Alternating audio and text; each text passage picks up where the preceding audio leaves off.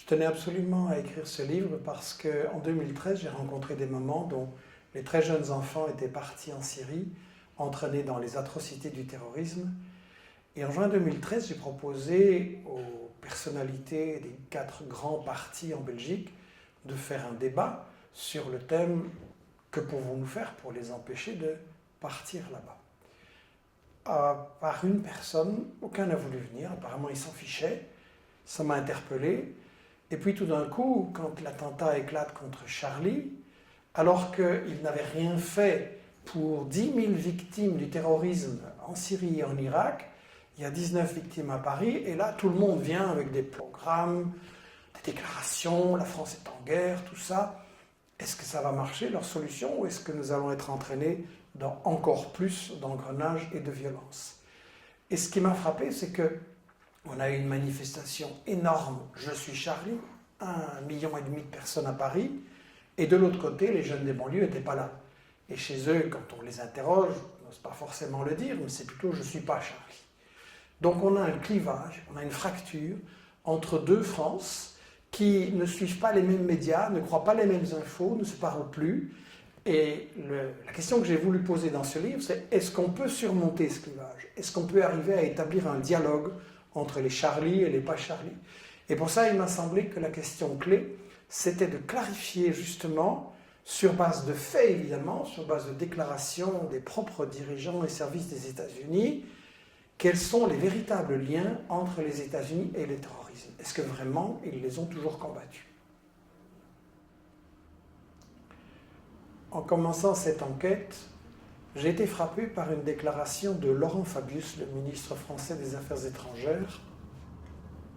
Il déclare à Marrakech en décembre 2012, je cite, « Le front al-Nosra fait du bon boulot contre Assad en Syrie et donc c'est très difficile de les désavouer. » Le front al-Nosra, c'est la branche syrienne d'Al-Qaïda. Donc des terroristes d'Al-Qaïda sont soutenus par Fabius en Syrie. Alors ça m'a rappelé une déclaration de James Baker, qui était le ministre des Affaires étrangères des États-Unis de George Bush, le père. Et en 1996, James Baker déclare, je cite, « Il n'y a pas de pays musulman plus intégriste que l'Arabie saoudite, et pourtant, c'est à la fois un ami et un pays important pour les États-Unis. Nous ne devons nous opposer à l'intégrisme que dans la mesure exacte où nos intérêts nationaux l'exigent. » Ça veut dire que les États-Unis ont donc parfois combattu le terrorisme et parfois l'ont utilisé. Et c'est ça qu'il faut voir au travers des différentes guerres des 30 dernières années. Les relations entre États-Unis et terrorisme, ça commence, disons, en 1978. En Afghanistan, une révolution vient d'installer un gouvernement d'inspiration socialiste, le gouvernement Taraki, et c'est la meilleure période de l'histoire de l'Afghanistan. On construit des routes, on ouvre des écoles, des hôpitaux, il y a l'émancipation des femmes, les mariages d'enfants sont interdits. C'est vraiment la meilleure période pour l'Afghanistan. Ça, c'est intolérable pour les États-Unis qui veulent absolument contrôler cette zone stratégique au centre de l'Asie, d'autant plus que le gouvernement afghan nouveau est assez favorable à l'Union soviétique. Donc il faut absolument le renverser. Le problème pour les États-Unis, c'est qu'ils sortent de la guerre du Vietnam, qu'ils ont perdu lamentablement. L'occupation au sol, ça n'est donc plus possible, il serait trop impopulaire. Et donc ils vont recourir à un autre stratagème, une guerre indirecte. Avec l'Arabie saoudite, ils vont recruter, financer, armer dans une opération secrète, la CIA, l'opération Ben Laden. Ils vont recruter 35 000 moudjahidines venus individuellement de 40 pays et ils vont former une armée de guérillas terroristes pour renverser ce gouvernement. S'il va y avoir des atrocités, ça va durer des années, ça ne va pas du tout être présenté comme ça dans les médias occidentaux, mais ça va être reconnu ouvertement par Brzezinski, qui était alors le responsable de la politique internationale du président Carter, et qui va reconnaître dans une interview au Nouvel Observateur en 1998 que oui, l'opération Ben Laden, c'est les États-Unis, que la mise en route, la mise en selle du terrorisme de Ben Laden, c'est les États-Unis, et que le problème des islamistes, ils s'en fichent complètement.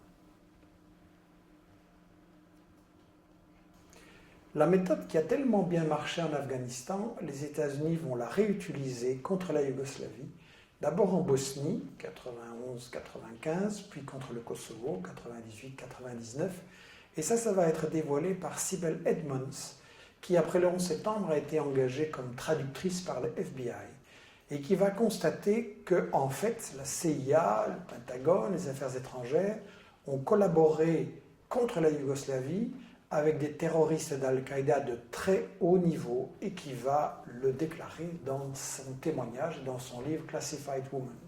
En 1998, le frère d'Al-Zawahiri, Mohamed, dirigeait une unité d'élite de l'armée de libération du Kosovo. Et donc, au Kosovo, ça va donner lieu à un revirement diplomatique extrêmement rapide des États-Unis, dont le représentant officiel déclare en 1998 « Je sais ce qu'est un terroriste lorsque j'en vois un, et je vous dis que ces gens de l'UCK sont des terroristes. » Et 4 mois plus tard à peine, les affaires étrangères déclarent officiellement exactement le contraire. L'opinion des États-Unis n'est pas que l'UCK est terroriste. Je me suis rendu en Irak en 2002, peu avant que n'éclate la guerre de Bush, et en parlant aux Irakiens, aussi bien les pro-Saddam que les anti-Saddam, il était très clair que les États-Unis allaient affronter une résistance terrible parce qu'aucun Irakien ne voulait d'eux comme force d'occupation. La résistance a d'abord été dispersée, et puis les forces ont commencé à s'unir, et le fait que les sunnites et les chiites coopéraient militairement sur le terrain pour résister, ça c'était un gros problème pour l'occupation des États-Unis. Le danger, c'est que nous pensons qu'il peut y avoir jonction à la base entre les sunnites et les chiites. Nous devons tout faire pour l'empêcher. Alors pour s'en sortir, ils ont recouru à ce qu'on appelle l'option Salvador, c'est-à-dire une recette qui avait bien marché dans ce pays, la formation d'escadrons de la mort qui appliquent des recettes terroristes très violentes contre la population civile pour créer un climat de terreur, et dans le cas de l'Irak, pour créer en fait une guerre de religion entre les sunnites et les chiites. La seule manière dont nous pouvons gagner, c'est de passer aux méthodes non conventionnelles. Nous devons terroriser les Irakiens et les forcer à se soumettre. En 2011, en Libye, pendant les bombardements de l'OTAN, je m'étais rendu compte que Kadhafi avait ses adversaires, ce n'était pas un modèle de démocratie, mais qu'il avait aussi un très fort soutien dans la population parce qu'il avait apporté aux Libyens un bien-être social exceptionnel. Donc malgré les médias mensonges de l'époque qui unissaient aussi bien l'OTAN, Al Jazeera, BHL et les médias occidentaux, malgré ces médias mensonges grossiers, le problème qui se posait à Obama, c'était comment briser le soutien d'une grande partie de la population pour renverser Kadhafi. Il ne voulait absolument pas débarquer ses troupes au sol. L'expérience de Bush en Irak, en Afghanistan avait montré que ça ne marchait pas. Donc il fallait trouver des troupes sur place. Il n'y en avait pas beaucoup. Les seuls qui existaient, c'était les terroristes libyens, la section libyenne d'Al-Qaïda. Et donc on a eu un renversement d'opinion absolument ahurissant, avec en 2007 des sources officielles des États-Unis qui déclarent que ce sont des terroristes. La région de Benghazi à Tobrouk représente une des plus grandes concentrations de terroristes au monde. Et puis en 2011, les sources officielles des États-Unis qui disent que non, ce n'est pas des terroristes, c'est des combattants pour la démocratie. Des douzaines d'anciens combattants du GICL participent aux efforts des rebelles visant à renverser Kadhafi. Ils le font à titre personnel, pas comme groupe constitué. Après la Libye, comme nous l'avions prévu, les armes ont été exportées, et les terroristes avec, vers des pays africains, pas n'importe quels bien entendu. C'est frappant de voir que les terroristes interviennent toujours là où il y a des ressources naturelles importantes, et donc on a eu leur intervention au Mali, or, argent, pétrole, uranium, au Niger, uranium, énorme ressource, Puis au Nigeria, le principal producteur de pétrole en Afrique, très important pour les États-Unis, un pays qui pourrait devenir un leader si l'Afrique arrive à s'émanciper, un pays qui de temps en temps regarde un peu vers la Chine. Donc les États-Unis veulent absolument conserver le contrôle. Le Nigeria, c'est un pays puissant. Et donc là va s'appliquer la méthode de Brzezinski en Afrique de faire éclater les États trop importants en une série de micro-nationalités.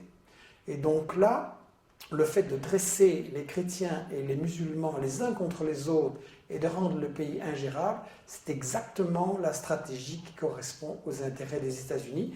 Alors c'est intéressant de savoir que Boko Haram a été financé par des fondations de Grande-Bretagne et d'Arabie Saoudite. On retrouve l'Arabie Saoudite constamment derrière le financement des terroristes qui servent les intérêts des États-Unis.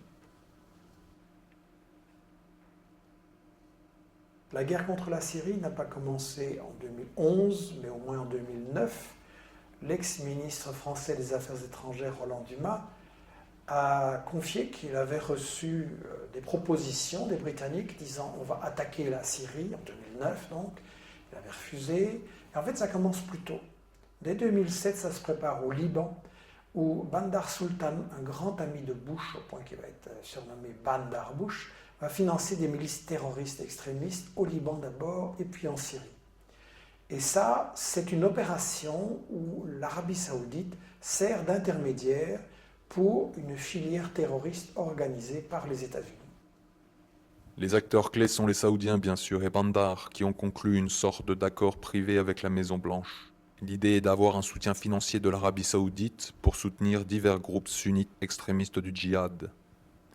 Je crois que l'information sur tout ça, c'est trop important et qu'il faut absolument éviter qu'on se laisse entraîner dans cette guerre de religion. D'un côté, on a cette version de l'islam complètement fanatique, rétrograde, violente, qui est développée par les meilleurs amis des États-Unis et de l'Europe, l'Arabie Saoudite et le Qatar.